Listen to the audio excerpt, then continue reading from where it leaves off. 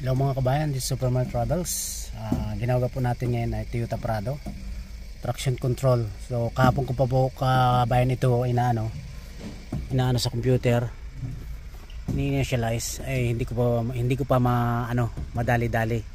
So nag-air bleeding muna tayo ngayon. Ayan, nag-air bleeding tayo 25 times yan. So self bleeding yan. So ginawa ko na yung lahat ng makakaya ko dito, pero parang may kulang. So may procedure pa ulit akong gagawin ngayon pagkatapos itong bleeding na yan.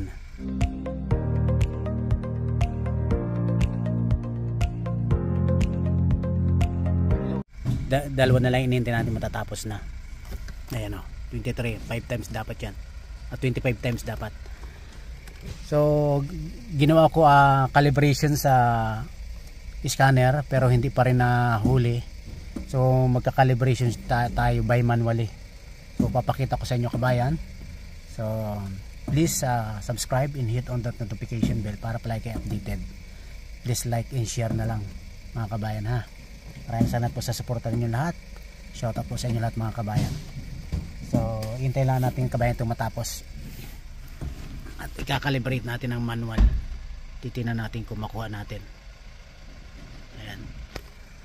So kapon ko po ito kabayan ginagawa, hindi ko pa madali-dali. So mahirap kabayan ang calibration nito. Dapat kabayan pag magka-calibrate nito ay yung steering natin ay na at the center position at nasa flat surface siya, at saka na dapat nasa park, nakapark siya, naka-P. Pagkatapos yung ito ay naka-parking brake tayo. Okay, ayan.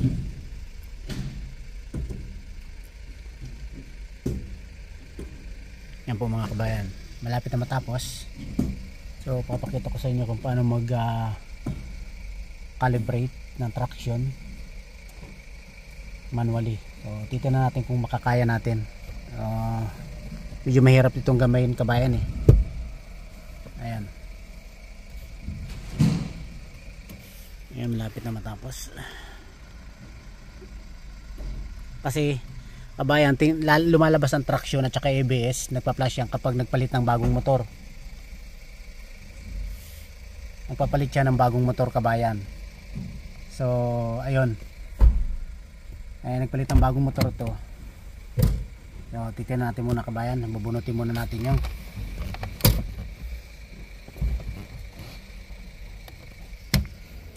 bubunutin muna natin to. So kabayan, gagamitan natin itong check connector. Ayan. Except ingay. Ayan, gagamitan natin ito para ito yung ano niya, OBD port. So bilang from sa taas kaliwa, ito bilang tayo hanggang 5. 1, 2, 3, 4, 5. Ito kasi yung circuit ground. Yung number 4 dito sa taas, chassis ground yan.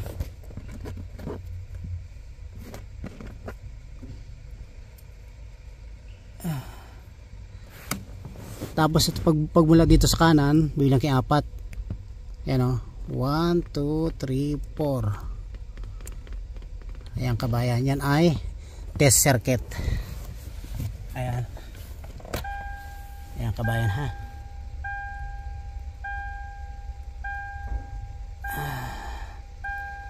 Tapos within 8 seconds dapat ma-tap natin ito nang mabilis, hanggang 6 lang.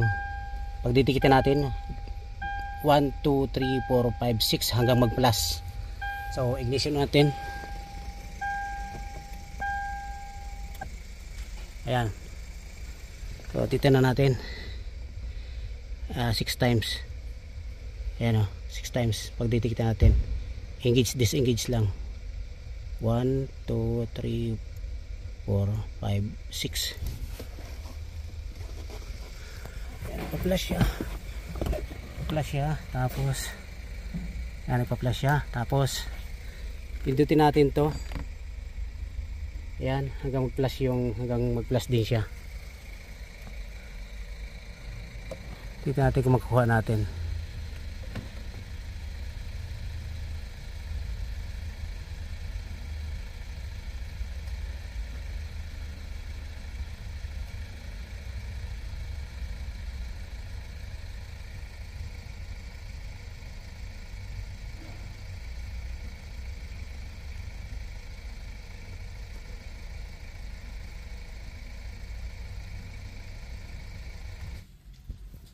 So after kabayan na mag-flush, ayan, so hinold lang po natin ito kanina kabayan, di ba pinakita ko sa inyo.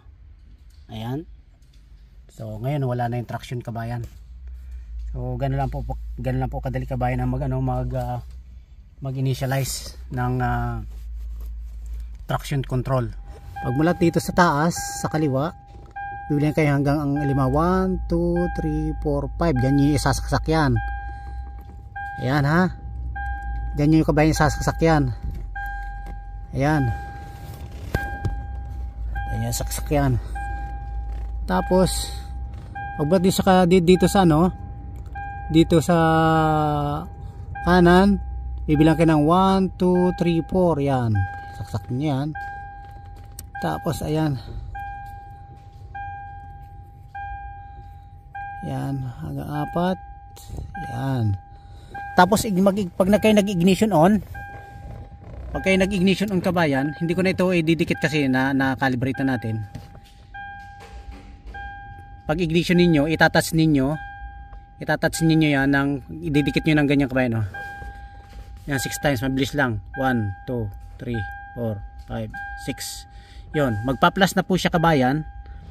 Magpa-plus na siya. Pagkatapos pag nag-plus na siya, i-ano nyo lang ito.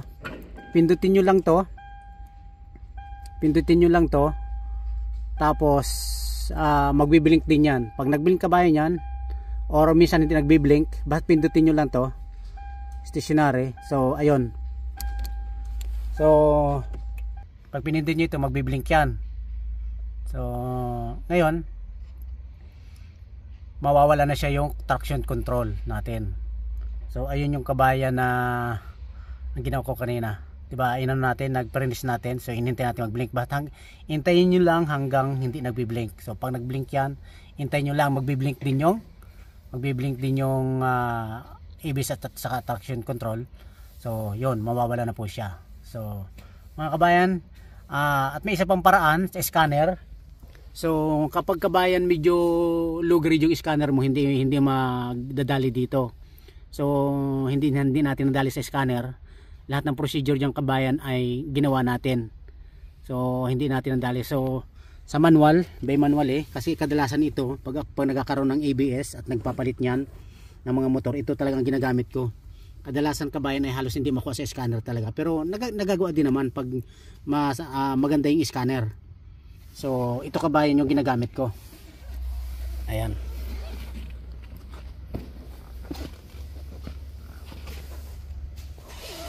ayan lang kabayan ginagamit ito. Tawag dito, yan lang yung ginagamit natin, chick connector. So sana kabayan may natutunan kayo at pakikalat na ang video nito. Please subscribe and hit on the notification bell para palagi updated mga kabayan ha. Dalawang wire, ABS traction control, solve ang problema.